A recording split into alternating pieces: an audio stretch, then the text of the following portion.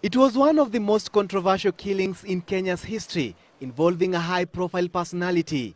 And soon after the murder of the former Foreign Affairs Minister Dr Ouko, many of the investigators charged with the responsibility of bringing the culprits to book followed the same path. They died in mysterious circumstances. But George Luchiri managed to escape, and after 20 years in exile, he has returned home. Nilikuwa nimeshikwa hapa, nimefungwa na kwa vile nilikuwa askari watu wangeniamini na Mungu alinisaidia nikatoroka. Luchiri returned home to find a totally different environment. There is a witness protection bill in parliament that could see a witness protection system in place soon. But Luchiri says that it is the forthcoming referendum that has been a catalyst for his return.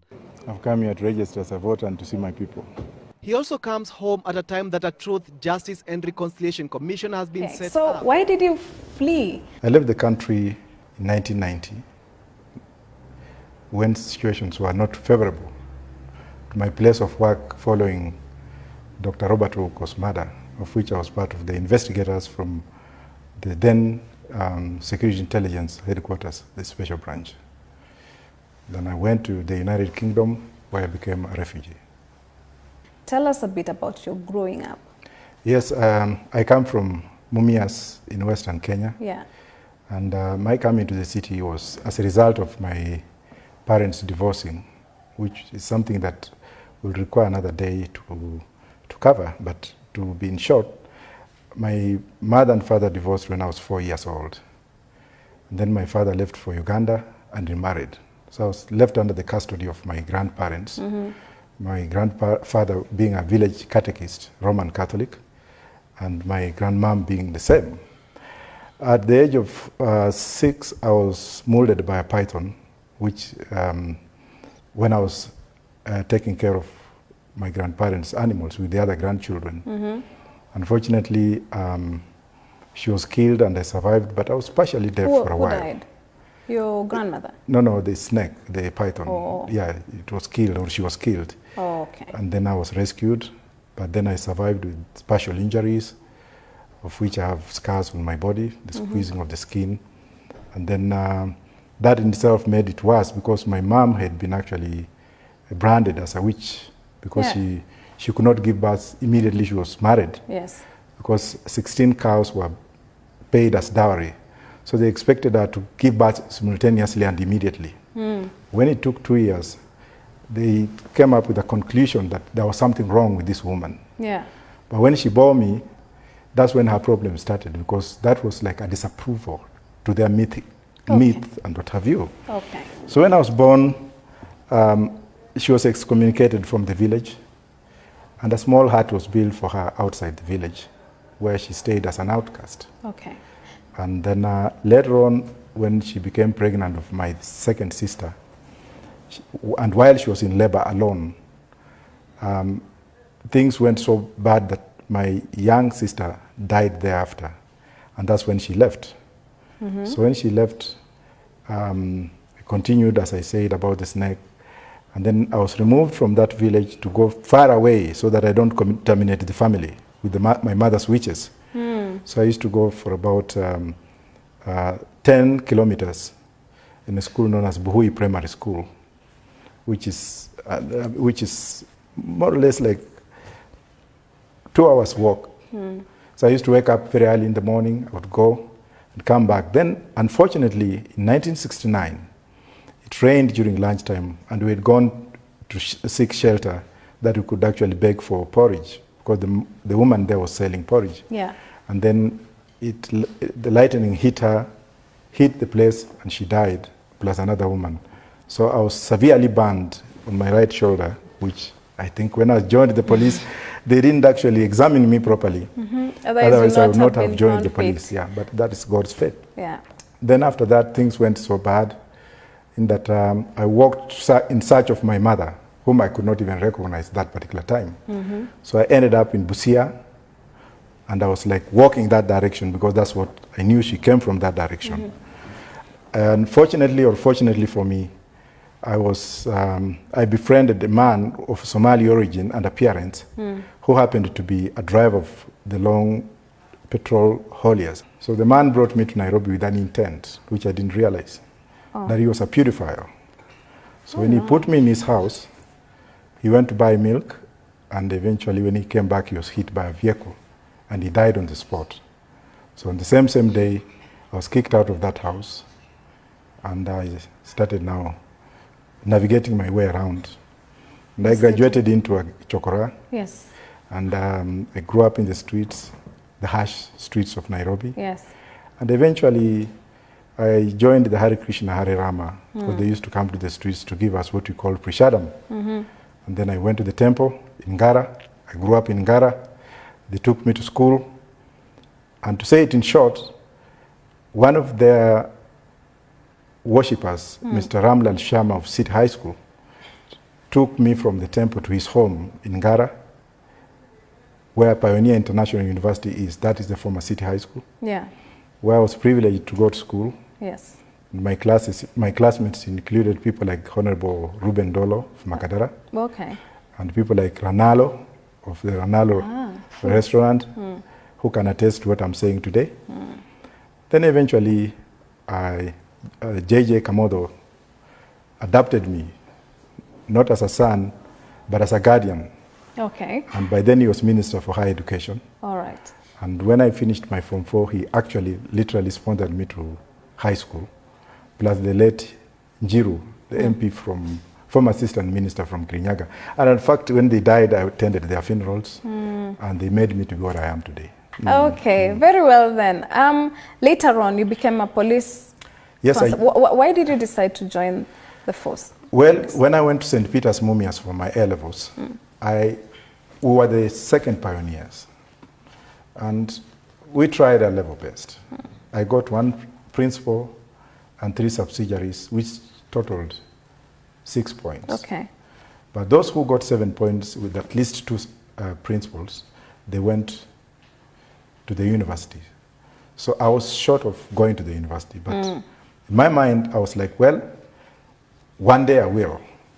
And that's why I decided to join the Kenya Police as a constable. Okay. Because I wanted at least to do something. Yeah. Then when I joined the police, I came back and I was posted in Central Police Station. Then years later, Moi, by then he was the president, he gave an order that all Form 6 graduates who are in the police be taken back to Kenya Police College for special SOIP, special inspectorate course. Okay. Which I went, I came back, and then I was posted here in Kasarani.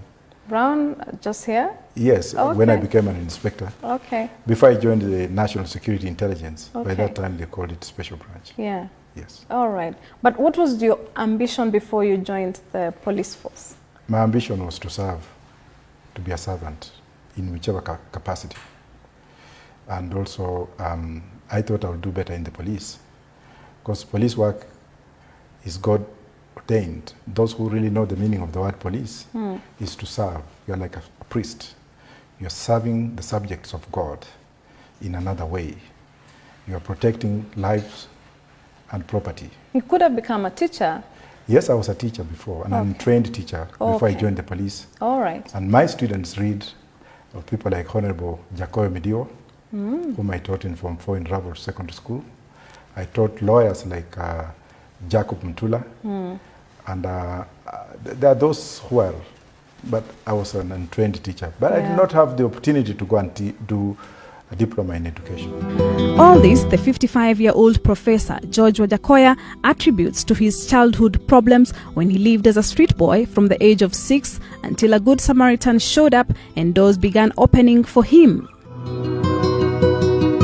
The country has suffered for many, many years since independence. We have had economic exclusion, not inclusion, where the Ministry of Finance, right from the central bank governor down the drain, as well as the provincial commissioners, belong to one ethnic community.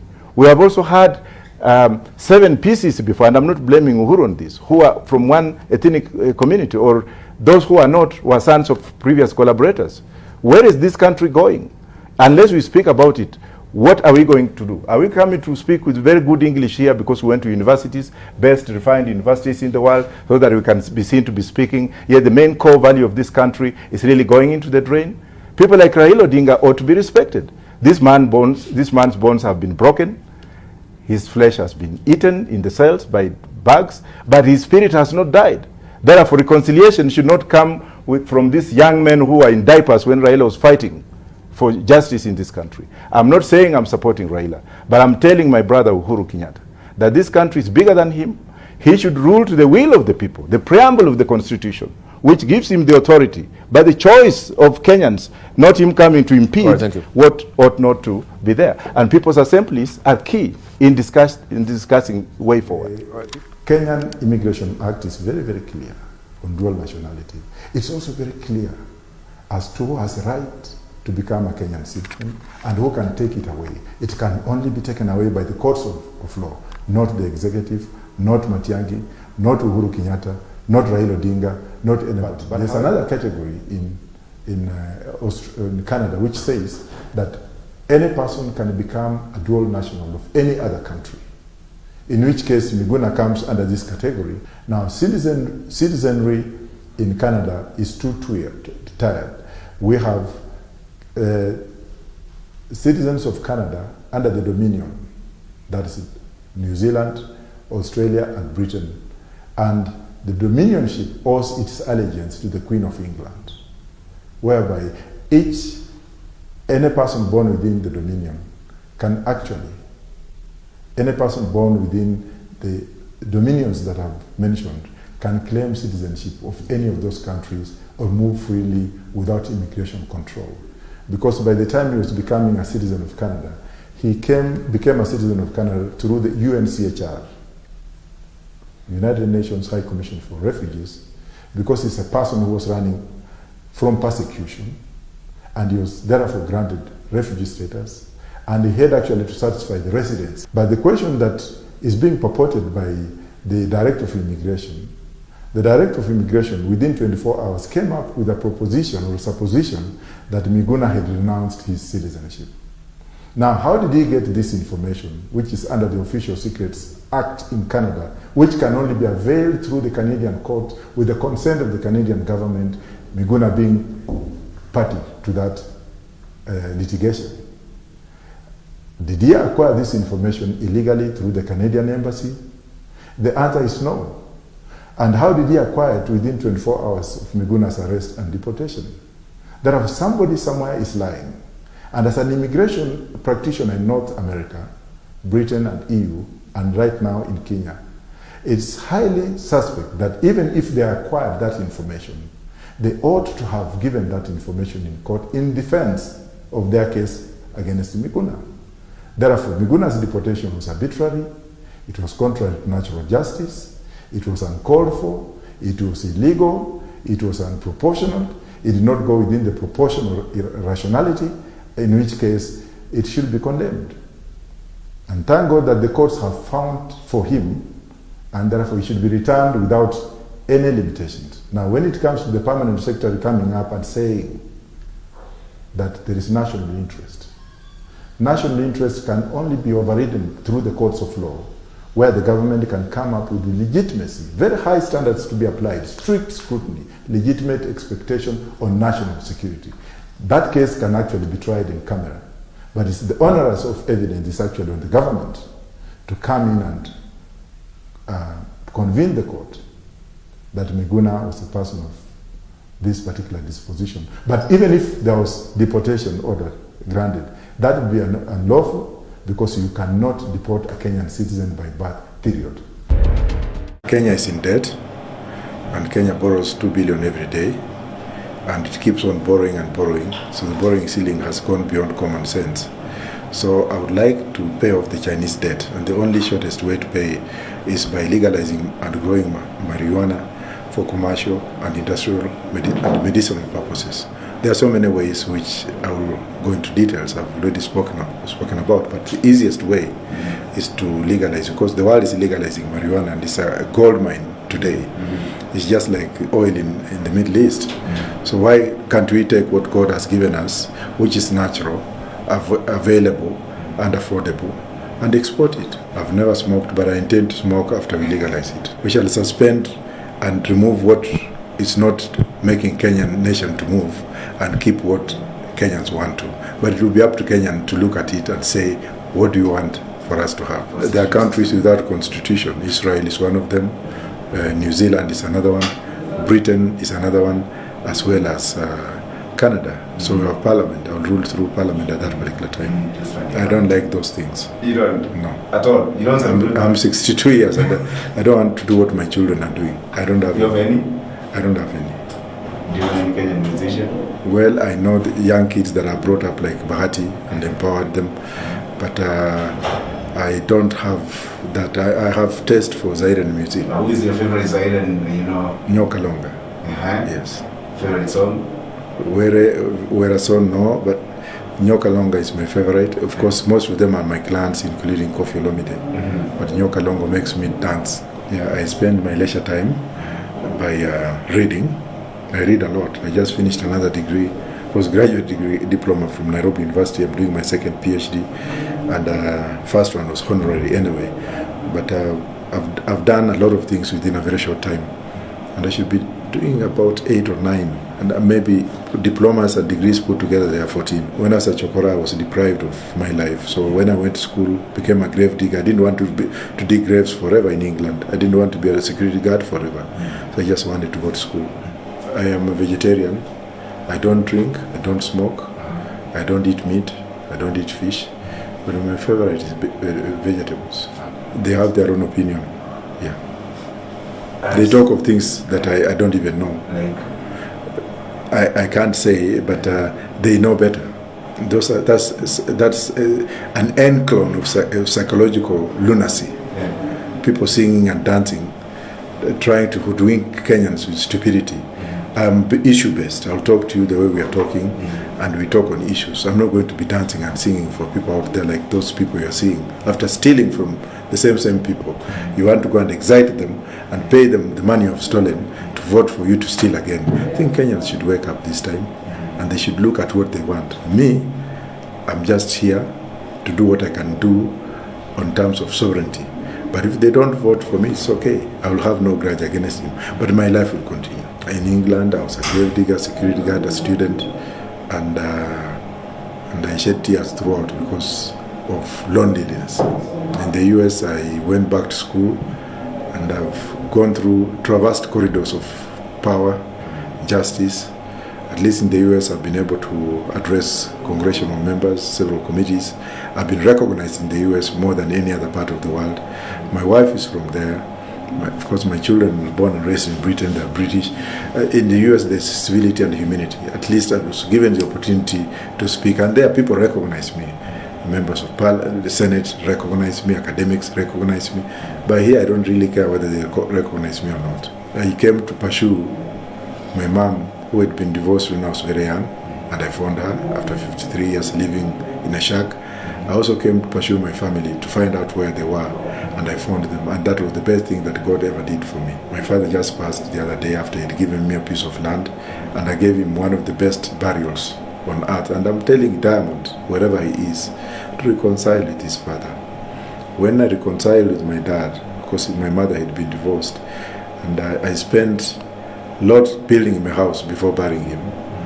I spent almost 2.8 million in a small house, lit the village, and buried my father like a king. And that was the best thing, and the glories and the benefits I've gotten from that is peace. I'm now very peaceful. They should be very happy, arm themselves on the day of voting. Their future is changed immediately. I'm voted in. We shall be able to sell enough marijuana to restore sanity in this country and give every Kenyan money, build infrastructure, and make the youth happy.